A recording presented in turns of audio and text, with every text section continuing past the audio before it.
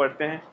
आज जो पढ़ने वाले हैं हम लोग जैव विविधता, लेक्चर 3 जो हम लोग का चल रहा है, जिसमें जो है आज का जो लेक्चर है बायोडायवर्सिटी पे। किस पे है? बायोडायवर्सिटी पे। ओ विल्सन को बायोडायवर्सिटी का जनक बोला गया है। किसको? ओ विल्सन को, इनका फादर है ना। तो चलिए पहले हम डेफिनेशन को देखते हैं। जैव विविधता दो शब्द बायो व डायवर्सिटी के मेल से बना है। बायो का अर्थ है जैव तथा डायवर्सिटी का अर्थ है विविधता, अर्थात किसी निश्चित भौगोलिक क्षेत्र में पाए जाने वाले जीवों की संख्या व उनकी विविधता को जैव विविधता कहते हैं। Biodiversity is made of combination of two words, biodiversity in a certain geographical area, number and diversity of living organism diversity is called। तो यहाँ पे आप जो देख रहे हो जीवों की संख्या, क्या देख रहे हो? जीवों की संख्या। पहले इसको समझेंगे, भौगोलिक क्षेत्र को समझेंगे। इसको समझेंगे, भौगोलिक क्षेत्र को। अब देखो यहाँ पे बहुत सारे प्रकार के जीव जंतु आपको देखने को मिलेंगे। हर एक जगह जाओगे वहां पे नया नया वैरायटी का आपको जीवों को देखने को मिलेगा। तो पहले इस चीज को जानो, जो जीवों की संख्या, प्रजातियां, संख्या और प्रजातियां। तो धरती पर 1,70,00,000 से भी अधिक प्रजातियां जीवों के प्रेजेंट, जिसमें बहुत सारे ऐसे जीव हैं जिनके बारे में खोजा जाना अभी तक जो है पॉसिबल नहीं है, उनका नामकरण नहीं हुआ है। बहुत सारे ऐसे जीव हैं जिनका खोज चल रहा है और मिले भी नहीं है ना। खोज कर रहे हैं, खोज जारी है। अब बात करते हैं हम अपनी धरती पे इस जीव की जो उत्पत्ति हुई है, धरती पर जीवों की उत्पत्ति के बारे में जब हम बात करते हैं तो इस जीव की जो उत्पत्ति हुई है धरती पर 4.6 अरब वर्ष। सोचो 4.6 अरब वर्ष, अरब वर्ष वाइब्रेशन हो जा रहा है, वाइब्रेशन हो जा रहा है। इतने साल पहले जो है जीवों की उत्पत्ति धरती पे हुआ है। सोचो इतनी बड़ी, बहुत दिन, इतने सालों पहले। उसके बाद 1,70,00,000 प्रजातियां हैं। ये भी यहाँ उंगली रखो, गले में वाइब्रेशन हो जाती है भाई, गले में वाइब्रेशन हो जाएगी इतनी बड़ी संख्या बोलने में। सोचो। और हम लोग पढ़ क्या रहे हैं? जैव विविधता। ओविल्सन को जो है कितनी, सोच सकते हो कितनी दिमाग जो है बेचारे जो है लगाए होंगे, साहब की तो हालत पस्त हो गई होगी, है ना। तो ये समझे। दूसरी बात है विविधता। क्या है? जैव विविधता। तो जैव विविधता के 4 उदाहरण हम आपको बताते हैं। विविधता मतलब पृथ्वी पर जीवित प्राणियों के बीच जो है ना, जीवित प्राणियों के बीच विविधता को जो संदर्भित करती है। जैव विविधता के 4 उदाहरण आपको मैं बता रहा हूं। जीवित प्राणियों को जो संदर्भित करती है, विविधता को संदर्भित करती है, जिसमें प्लांट्स पौधा, जंतु एनिमल्स, एनिमल्स ले लो, एनिमल्स जानवर, उसके बाद बैक्टीरिया, उसके बाद आप कवक लो। 4 उदाहरण है ना। इसको हम लोगों ने समझ लिया, आसानी से समझ लिया। उसके बाद हम लोग आज जो पढ़ने वाले हैं, जो जैव विविधता, बायोडायवर्सिटी, इसको समझा। जैव विविधता 3 प्रकार के हैं। जैव विविधता कितने प्रकार के हैं? 3 प्रकार के। कौन कौन? आनुवंशिक विविधता, जेनेटिक डायवर्सिटी, जातीय जैव विविधता, जातीय जैव विविधता, स्पीशीज बायोडायवर्सिटी, तीसरा पारिस्थितिक जैव विविधता, इकोलॉजी बायोडायवर्सिटी। कोई दिक्कत नहीं हुई होगी। उसमें से जो पहला पॉइंट है जिसको हम लोग आज पढ़ेंगे, आनुवंशिक विविधता, जेनेटिक डायवर्सिटी। तो चलिए पढ़ते हैं। तो आनुवंशिक विविधता, जेनेटिक डायवर्सिटी। तो देखिए, the change in the DNA of different organism of the same species is due to, मतलब आप देखिए आनुवंशिक विविधता का आशय एक ही प्रजाति के विभिन्न जीवों के जीनों में होने वाले परिवर्तन से है। बस इसको देखना है। देख भाई देख, इसको बस देख, है ना। आनुवंशिक विविधता, जेनेटिक डायवर्सिटी।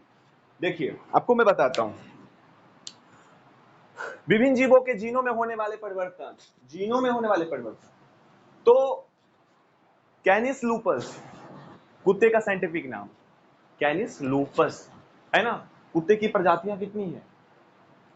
बहुत सारे हैं, जैसे कि वाओ, जर्मन शेफर्ड, पिटबुल, उसके बाद लैब्रा, न जाने बहुत सारे प्रजातियां धरती पे कुत्ते की प्रेजेंट है, लेकिन कुत्ते का एक ही साइंटिफिक नेम है, कैनिस लूपस।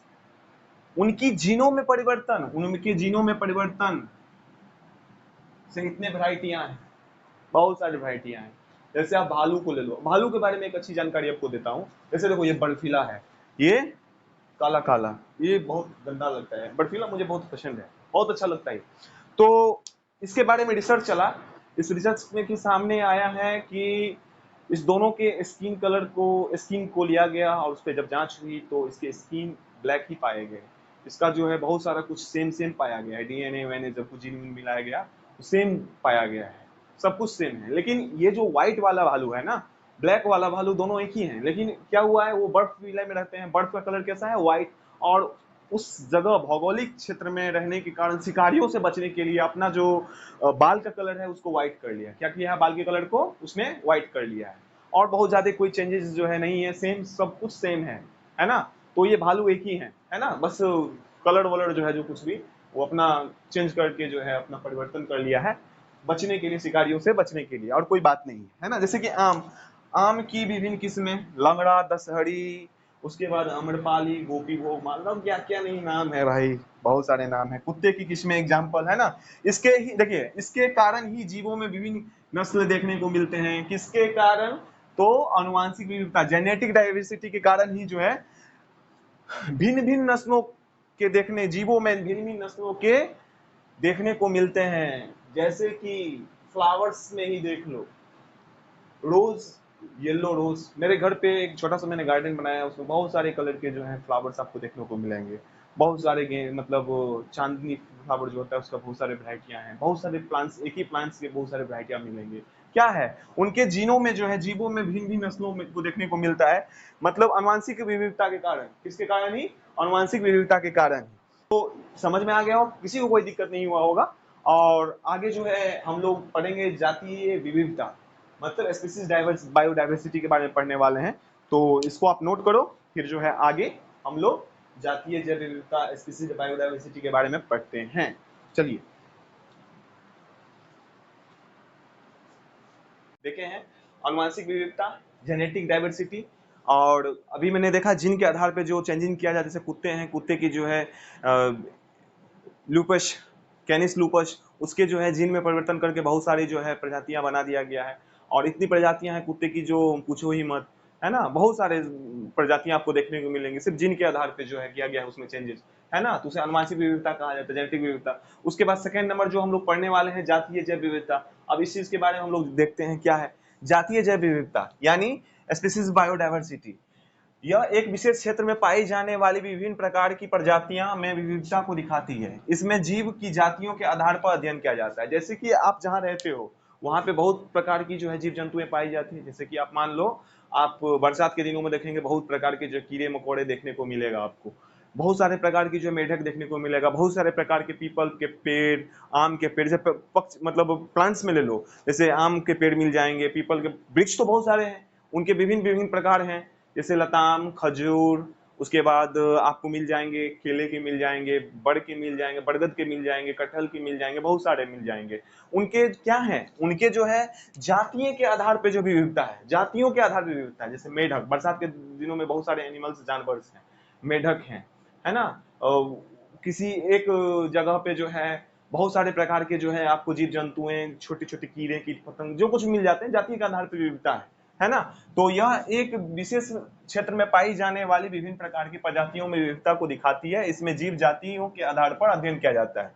किसी स्थान पर पाए जाने वाली विभिन्न जातियां, इसका जो अध्ययन होता है ये जातीय जैव विविधता कहलाता है, जिसको स्पीसीज बायोडाइवर्सिटी कहते हैं। उसके बाद है पारिस्थितिक जैव विविधता।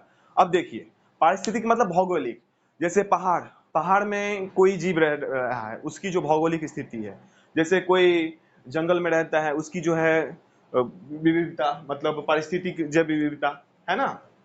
कोई जो है एक, मतलब रखिए समुद्री जीव होते हैं। उसके बाद कुछ बर्फ में रहने वाले हैं, जीव जंतुएं हैं। जैसे ऐसा ऐसा डॉग्स मिलेगा जो इधर नॉर्मली जो है ठंड में जो है उसको देखिएगा हिलता, मतलब बहुत उसका जो है स्थिति खराब रहता है, लेकिन वो बर्फ में रहते हैं, बर्फ के हिसाब से पारिस्थितिक रूप से वो ढल चुके हैं। जैसे ऊंट को देख लीजिए, ऊंट जो रेगिस्तान का घोड़ा, दरियाई घोड़ा माना जाता है। वैसे ही जो परिस्थिति के हिसाब से जो जिस भौगोलिक क्षेत्र में है, उस भौगोलिक क्षेत्र में उसके परिस्थिति के हिसाब से जो अध्ययन किया जाता है वो किया जाता है पारिस्थितिक जैव विविधता, इकोलॉजी बायोडाइवर्सिटी, मतलब पारिस्थितिक जैव विविधता। किसी खास परिस्थितिक तंत्र में पाई जाने वाली विविधता को पारिस्थितिक विविधता कहते हैं। जैसे वन, पहाड़, नदी आदि स्थिति के अनुसार जातियां पाई जाती है और उसका अध्ययन किया जाता है, इसे हम लोग कहते हैं पारिस्थितिक जैव विविधता। और उसमें बहुत सारे अंतर मिलेंगे। कोई बर्फीला एरिया में बहुत सारे जीव जो है सर्वाइव कर लेता है, कोई पहाड़ पे उसकी जो स्थिति है उसका जो अध्ययन किया जाता है, पहाड़ पे रहने वाले जीव का कंडीशन, रेगिस्तान में रहने वाले जीवों का कंडीशन, उसके बाद कोई जो है ठंड, मतलब समुद्र में रहने वाले जीवों का अध्ययन, मतलब सारे जीव का जो है अलग अलग स्थिति में जो सर्वाइव कर रहा है ना।